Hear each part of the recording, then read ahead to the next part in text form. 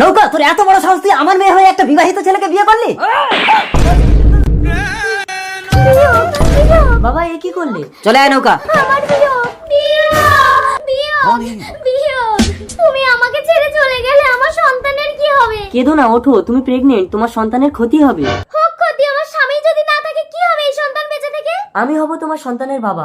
একটা পতিব্রতা স্ত্রীকে তোমার এই কথা বলতে লজ্জা করলো না? পতিব্রতা? দেখো, তোমার স্বামী টোপর পরে আমার বোনকে বিয়ে করেছিল। ও বিবাহিত বলে আমার বাবা ওকে গুলি করে মেরেছে।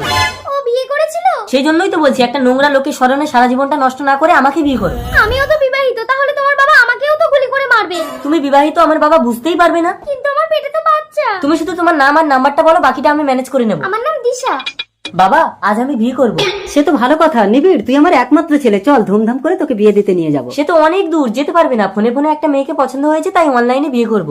অনলাইনে বিয়ে? হ্যাঁ। হ্যাঁ বাবা, এখন তো অনলাইনে সবকিছু হয়। তাই? তাহলে তাড়াতাড়ি বিয়ের পণ্ডিতকে ডাক। পণ্ডিত লাগবে না, অনলাইনে বিয়ের মন্ত্র ডাউনলোড করে নেব।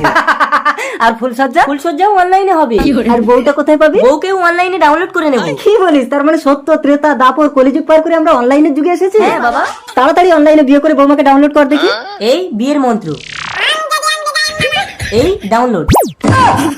আরে বৌমা প্রেগনেন্ট হলো কি করে? হ্যাঁ বাবা, ওই যে বললাম অনলাইনে ফুলসজ্জা। খুব ভালো।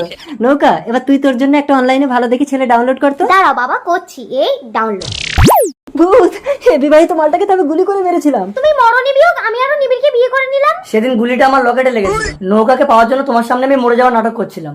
এই যে একে আমি ডাউনলোড করেছি, চটটা তোমার স্বামীকে মারো। চলে এসো দিশা। চলে এসো বিয়োগ। অনলাইনের যুগে একদম ভালো না।